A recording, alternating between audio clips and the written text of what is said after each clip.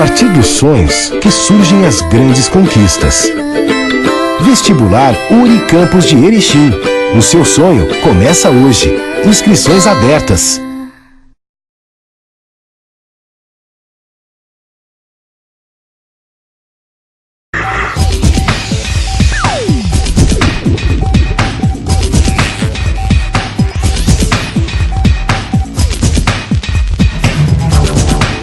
A Unicampus de Erechim promoveu entre os dias 1º e 5 de junho a 18ª Semana Alto Uruguai do Meio Ambiente, numa iniciativa do Departamento de Ciências Biológicas da Universidade. A iniciativa contou com o apoio da Emater Regional, das Secretarias Municipais de Meio Ambiente e de Agricultura, Abastecimento e Segurança Alimentar, da editora USEB de Pelotas, do Centro de Tecnologia Alternativas Populares, Agricultura e Ecologia, o CETAP, e do Conselho Municipal de Proteção ao Meio Ambiente, COMPAN. A semana contou com 300 participantes, oriundos de diversas entidades de toda a região Alto Uruguai, incluindo os setores público e privado, escolas e universidades. A conferência sobre sustentabilidade abriu a programação. O tema foi abordado pelo professor Renato Aquino Záquia, da Universidade Federal de Santa Maria. Ele afirmou que gerar capital não reflete necessariamente desenvolvimento humano. Então a sustentabilidade ela pode ser empregada de várias maneiras, né? Então, em geral, a sustentabilidade é interpretada como se aquele meu empreendimento, ele vai me dar um retorno, vai me dar um lucro, vai dar benefícios para a comunidade em geral, para a cidade, vai gerar empregos e ao mesmo tempo ele não vai gerar impactos nem danos ambientais, né? O que não se questiona muito é a atividade em si. Que necessidade que aquela comunidade, aquela cidade, aquelas pessoas têm daquele empreendimento. É isso que não é muito questionado. Então se usa a palavra sustentabilidade muitas vezes escondendo outras questões que não são discutidas. Então é interessante sempre questionar, né? Sustentabilidade do que, para quem, ela vai favorecer o que. Não existe uma sustentabilidade absoluta. Não existe uma definição geral para esse termo. Mas quando se fala em sustentabilidade do meio ambiente, o que significa exatamente isso? Onde é que fica também a responsabilidade da população nesta área? A responsabilidade da população é justamente questionar, né, quando se tem uma iniciativa que diz que é sustentável, né? É cobrar a sustentabilidade dessa iniciativa, no sentido de, bom, ela é sustentável ou não é? Né? Então, normalmente se faz o quê? Se tem uma certificação ambiental, se tem as normas ISO, né? ISO 14001, né? que é universal, e o pessoal segue, então, nós estamos seguindo essa proposta, estamos seguindo a legislação, estamos com uma proposta de Agenda 21, né? que é a ideia geral que se tem das empresas, de adotar uma Agenda 21 para a sua empresa, os municípios adotar a Agenda 21 para os municípios e desenvolver essa Agenda 21. Só que nem sempre o mero desenvolvimento da Agenda 21, o cumprimento dela, o desenvolvimento segundo as normas do ISO 14001, da certificação ambiental, consegue evitar, né, embora se siga ao pé da letra isso, os danos ambientais que ocorrem normalmente, né, pelo empreendimento em si, na sua origem. Quer dizer, muitas vezes a própria população tem alternativas, como se vê aqui no Rio Grande do Sul, em várias partes, muito melhores, né, mas que não são incentivadas. Dirigente da Emater Gaúcha afirmou que os recursos naturais não renováveis estão sendo utilizados de forma inadequada, comprometendo a sustentabilidade agroecológica. A sustentabilidade, como nós temos tratado ela, sob a perspectiva do enfoque agroecológico, da agroecologia, ela tem um significado muito simples e muito complexo ao mesmo tempo. A sua simplicidade significa aquilo que pode ser permanente, que pode sustentar-se ao longo do tempo. E nós falamos muito da sustentabilidade sob a perspectiva da agricultura. Então, uma agricultura sustentável é aquela que tem condições de produzir alimentos, fibras, matéria-prima, em quantidade e em qualidade, para todos e por todo o tempo. Quer dizer, tem uma dimensão de longevidade temporal. Isso é sustentabilidade.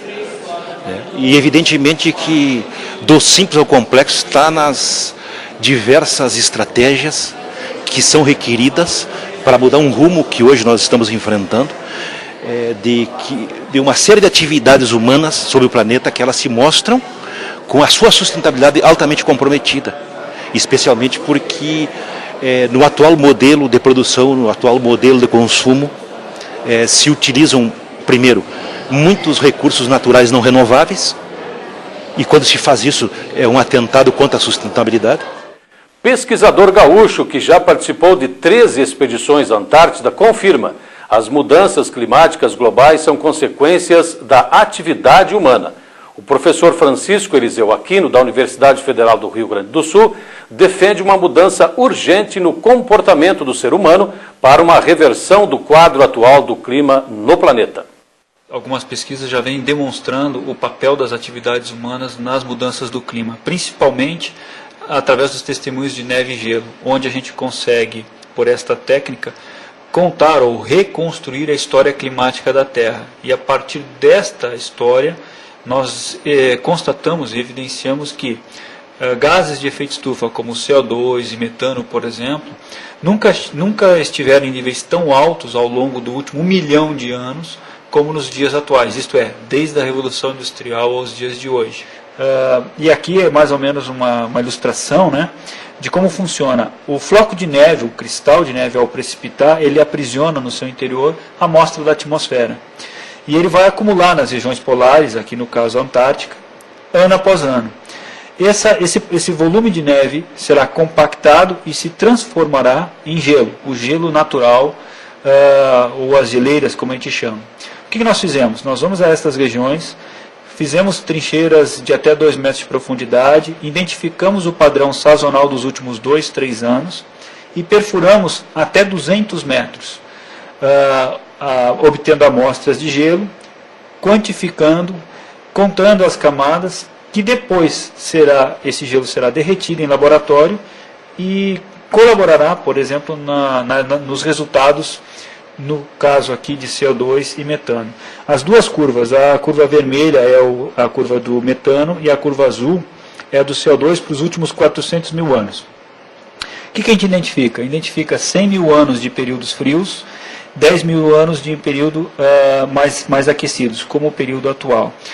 E quando comparamos com os dados recentes, nós observamos que os níveis de CO2 e metano são muito mais altos dos que os registrados aqui nesse gráfico ao longo dos últimos 400 mil anos.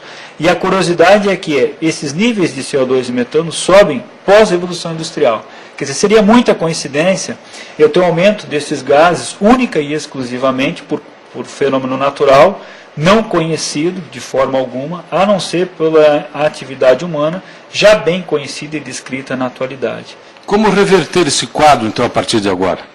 Bom, a principal questão é difundir esses resultados, compreendê-los bem e mudar o padrão de consumo de energia, isto é, transporte alternativo, produção de energia como energia solar, energia eólica, o álcool como uma fonte importante, fonte não poluidora, né, importante no caso do Brasil, desmatar menos, não fazer queimadas e assim por diante. Então, quer dizer, a humanidade, principalmente a sociedade, deve se desenvolver, e nós queremos o desenvolvimento, mas ao mesmo tempo que nós buscamos desenvolvimento, nós vamos ter que pensar de uma forma mais criativa, um uso racional e muito mais inteligente da energia ou da demanda pela energia. Então a questão posta para a humanidade hoje, frente às mudanças climáticas globais e ao Rio Grande do Sul, que vale a pena comentar que já está meio grau mais quente ao longo dos últimos 30, 40 anos, e que também aumentou a incidência de tempestades mais severas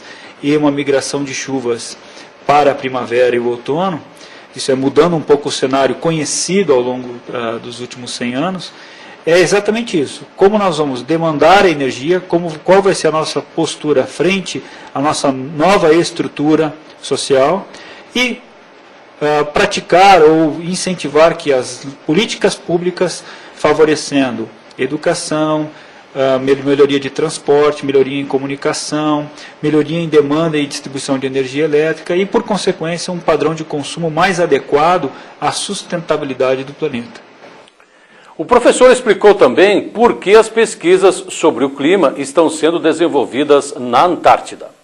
nós climatologistas focamos em duas regiões, a região tropical e equatorial e a região polar. Por quê? O planeta tem um excedente de radiação solar na região equatorial, portanto a região de fonte de ar quente para o planeta. E as regiões polares fazem o papel inverso, isto é, refrigeram o planeta Terra. Os sistemas meteorológicos trazem, isto é, frentes frias, frentes quentes, trazem ar frio das regiões polares para as latitudes baixas e levam ar quente para as latitudes altas. O monitoramento e o entendimento do papel das regiões polares é crucial para o entendimento do quadro natural do clima e de variabilidade e mudanças climáticas no momento atual. O que eu quero dizer? A Antártica sofre com o aquecimento global, porque ela já registra na região da Península Antártica um aumento médio de 3 graus Celsius nos últimos 50 anos. É uma das regiões do planeta Terra onde a temperatura teve uma maior elevação. Enquanto que o Rio Grande do Sul teve meio grau de aumento na temperatura média, o planeta teve 0,7. Já sabemos que a circulação atmosférica na periferia da Antártica sofreu alteração frente ao aquecimento global causado pelos gases de efeito estufa. É a região em que as plataformas de gelo vêm se desintegrando rapidamente ao longo dos últimos 20 anos, e o que nós já sabemos é que, graças à mudança no padrão de ventos e ao aumento da temperatura, essa região tem respondido como um laboratório natural, dizendo, na periferia dela, que as mudanças climáticas são reais e estão presentes.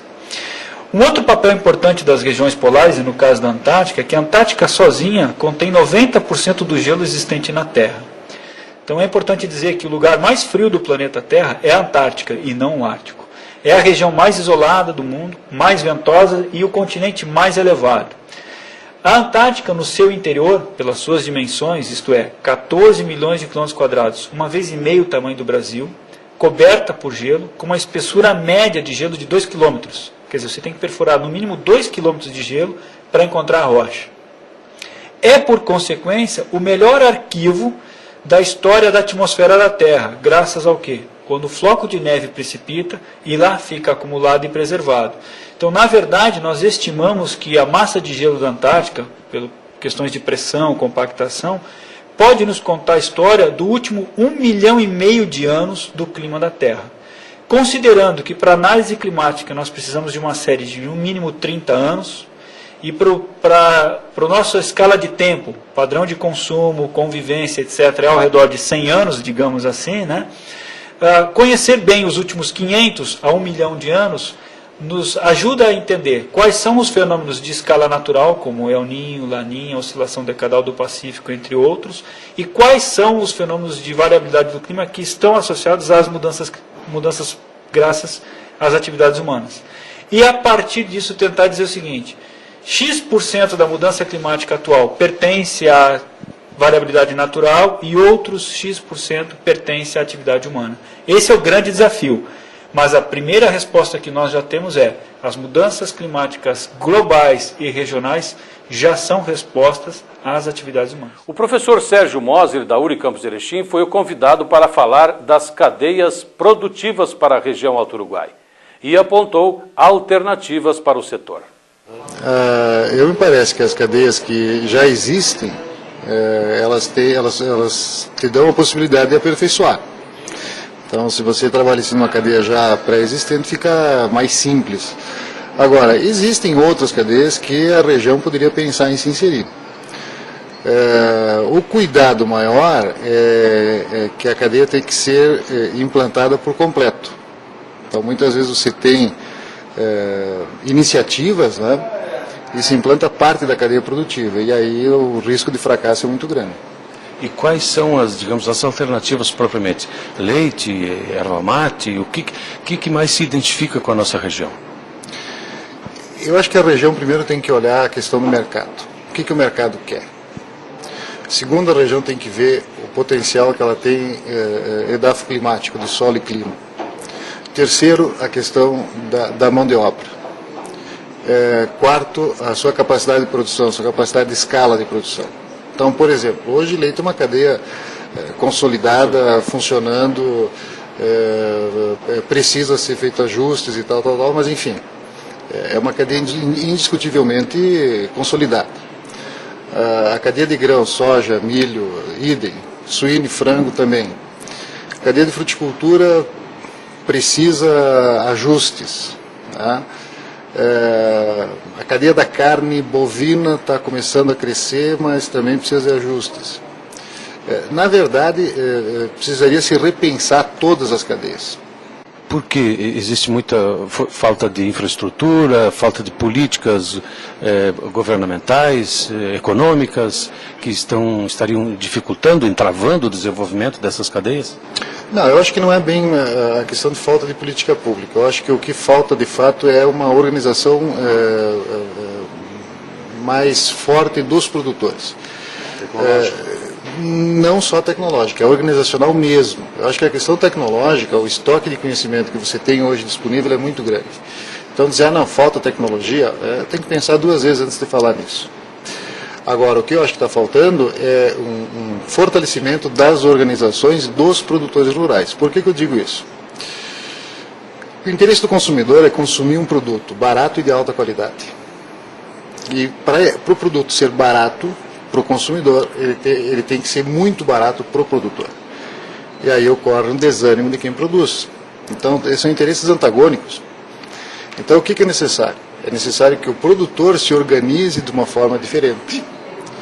Por outro lado, o consumidor diz assim, não, mas eu quero um produto de alta qualidade, sem contaminação química, biológica, eu quero uma cadeia ecologicamente correta, eu quero um produto de alta qualidade, ecológico e tal. Isso tem custo. Então, o consumidor querer um produto de alta qualidade a baixo custo também é contraditório. Então, na verdade, o produtor fica à mercê do consumidor. Portanto, o consumidor é o primeiro agente que tem que dizer o que ele quer de fato, mas de maneira coerente e não de maneira contraditória. A inserção do homem nas cadeias produtivas foi analisada pela professora Alice Valduga, também da URI Campus de Erechim. Bom, eu falaria do ser humano de modo geral em qualquer parte do mundo. Esse cidadão tem que ser contextualizado diante das cadeias produtivas. Sendo que ele tem que pensar que mesmo que ele tenha um comportamento altamente ecológico, ele é um cidadão que respira, portanto, ele elimina CO2, ele trabalha e ele demanda para o seu trabalho, principalmente o trabalho hoje, diante da alta tecnologia existente, isso tudo por trás existem custos e demandas do planeta. E, por outro lado, também geram recursos. E esse cidadão, ele tem um comportamento que ele gosta das coisas boas, mas as coisas ruins, muitas vezes, ele não está preparado e não reflete em termos de economia desses recursos. E sendo que nós temos um planeta finito e muitas vezes não perpassa na cabeça desse cidadão que ele demanda tantos recursos desse planeta, porque ele passa a ter um comportamento como se esse planeta ele tivesse sempre suporte. Isso significa que não só produtores, mas a população como um todo deve se conscientizar a respeito de que forma ele está nesse mundo e o que ele está fazendo e causando prejuízos ao planeta. Exatamente. Eu acho que o cidadão ele tem que ter uma postura aonde daqui para frente ele terá que sempre pensar numa ecoeficiência. Ele sempre tem que pensar, não, eu não vou fazer ecologia de final de tubos, mas eu vou fazer uma ecologia ou uma postura ecológica aonde eu passe a produzir menos resíduos, que eu passe a demandar menos energia, mesmo diante de tantas coisas que estão à mão desse cidadão. Mas nós temos que entender que hoje vai ser um passo bastante difícil para não apenas conscientizar, mas fazer as pessoas fazerem. Exatamente. Então eu penso que isso tudo perpassa por um processo educativo e reflexivo. Então eu vejo sempre que nós, em momentos de discussões, às vezes nós trouxemos N problemáticas, mas às vezes esse cidadão ele não é impactado, ele não é questionado propriamente de sua postura. Eu me parece que deve começar por aí. Então, a educação do futuro, ela terá que pensar na humanidade como um todo. não simplesmente em levantar problemas ecológicos, mas resolver o problema da humanidade. De acordo com o coordenador geral do evento, o professor Jean Butke, o evento conseguiu gerar uma discussão integradora, descentralizada e que abrangeu desde mudanças climáticas no sul do Brasil até as possibilidades de uso sustentável para pequenas propriedades do Alto Uruguai. Uma avaliação que nós fizemos e discutimos entre toda a comissão organizadora é que o evento ele cumpriu plenamente os objetivos que foram propostos. A nossa discussão inicial, que abrangia desde aspectos ligados à sustentabilidade e também às formas de produção, especialmente produção rural na região do Alto Uruguai, foram debatidas, foram discutidas à luz dos conhecimentos mais recentes. Os palestrantes eles conseguiram trazer abordagens novas que aproximaram as pessoas e as instituições de tudo aquilo que tem sido feito. E com isso nós brindamos na sexta-feira, ao final do nosso evento, com uma trajetória que iniciou-se na segunda-feira e que conseguiu abranger todos os aspectos, todos os objetivos que nós tínhamos lançado. Nomes interessantes e importantes que vieram analisar esses temas, eu acho que foram a grande atração também da semana. Nós conseguimos trazer pesquisadores que trabalham diretamente com reestruturação, restauração de florestas ribeirinhas, como professores da Unijuí, e também professores da casa. Nós temos muitos pesquisadores, doutores, os quais estão ligados ao Departamento de Ciências Biológicas, Departamento de Geografia e outros, que trabalham no programa de pós-graduação em Ecologia, os quais trouxeram nas suas especialidades toda essa discussão e conseguiram, pelo seu grande conhecimento, fazer a abordagem necessária para que as pessoas, para que o público pudesse participar da discussão. As discussões elas duravam horas e foram aí evento adentro permeando durante toda a semana. Em resumo, a análise é extremamente positiva. A análise é extremamente positiva. Nós fomos muito felizes na escolha do tema, na necessidade da abordagem. Quando nós iniciamos a criação desta 18ª Salma e observando aquilo que vinha da sociedade, a questão da seca, a questão da perda de qualidade ambiental, a perda de qualidade de vida para as pessoas em consequência, isso nos fez pensar sobre a abordagem do evento e acreditamos que o saldo foi extremamente positivo. As discussões elas foram amplas e elas não param com a Semana Alto Uruguai do Meio Ambiente. Elas iniciam-se agora e vão permear durante o próximo ano, enfim, até que a gente tenha uma nova edição e que a gente consiga estar permanentemente discutindo esses assuntos aqui nesta casa, que é um dos objetivos da universidade. Veja no próximo bloco. Projeto do curso de nutrição oferece alternativas para uma alimentação saudável. Daqui a 1 minuto.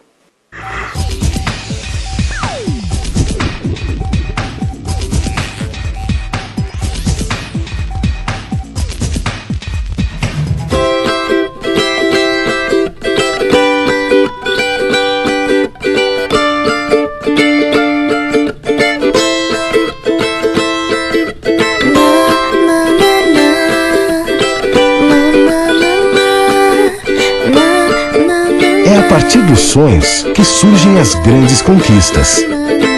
Vestibular Unicampus de Erechim. O seu sonho começa hoje. Inscrições abertas.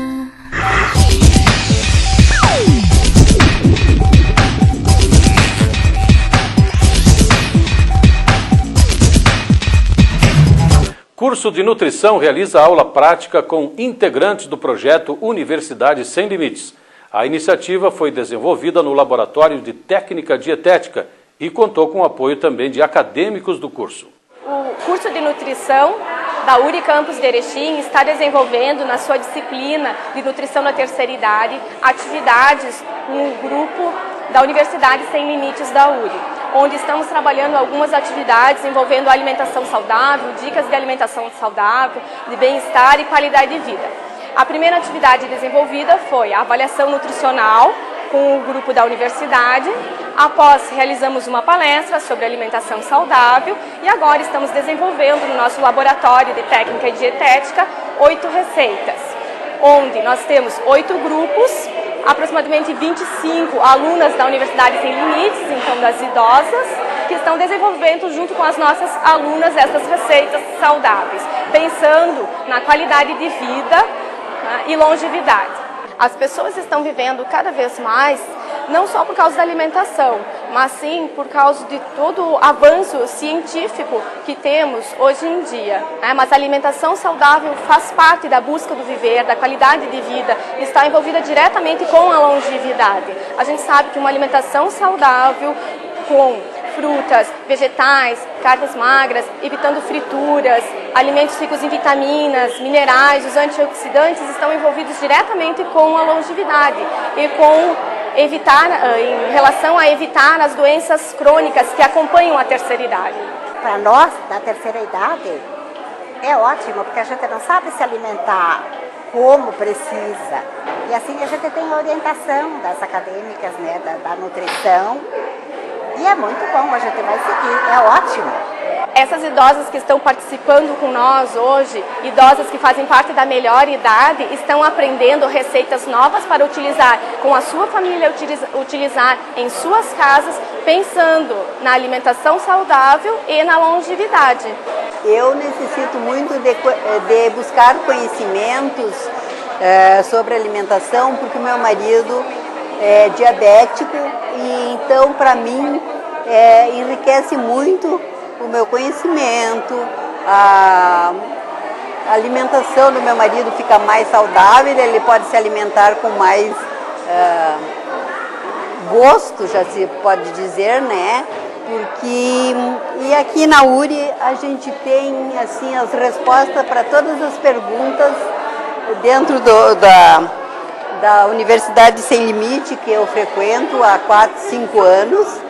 Então eu me sinto assim privilegiada por poder fazer parte dessa turma.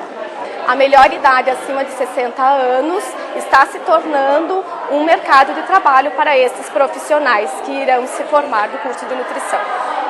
Eu acho bem interessante porque é um grupo que apresenta bastante patologias, geralmente as patologias, principalmente as doenças cardiovasculares, elas acometem os idosos. Então assim, aqui a gente está trabalhando a alimentação para tentar ajudar essas idosas a controlar essas patologias que elas apresentam. Então, como eu tenho aqui um bolo enriquecido com fibras, então assim, uma alternativa nesse bolo de estar ingerindo fibras, tanto solúveis quanto insolúveis, que as duas apresentam características importantes. Então, vai ser assim, ó, para elas poder em casa realizar, a gente está explicando bem todo o método de preparo, a gente está usando medidas caseiras para que elas consigam levar essas preparações até em casa e fazerem para os seus familiares, para as crianças, para os seus esposos, que geralmente também apresentam patologias.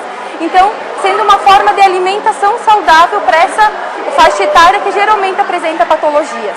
Elas apresentam um campo de trabalho muito bom, procuram a nutricionista geralmente, gostam das informações que nós passamos, elas se interessam, porque na verdade, quem não se interessa por alimentação, não é?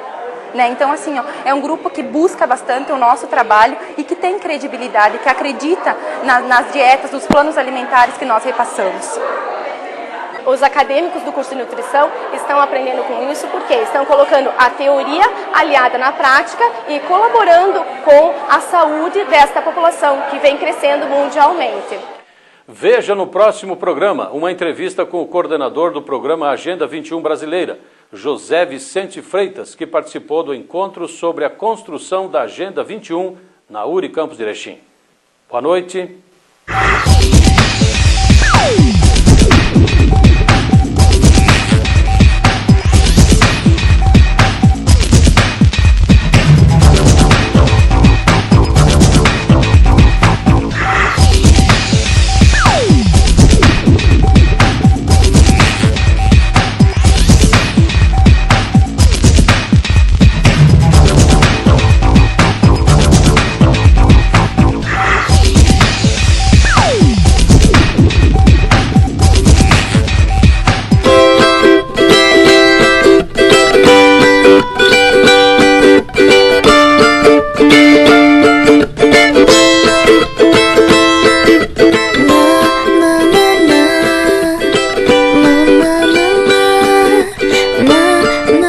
A partir dos sonhos que surgem as grandes conquistas.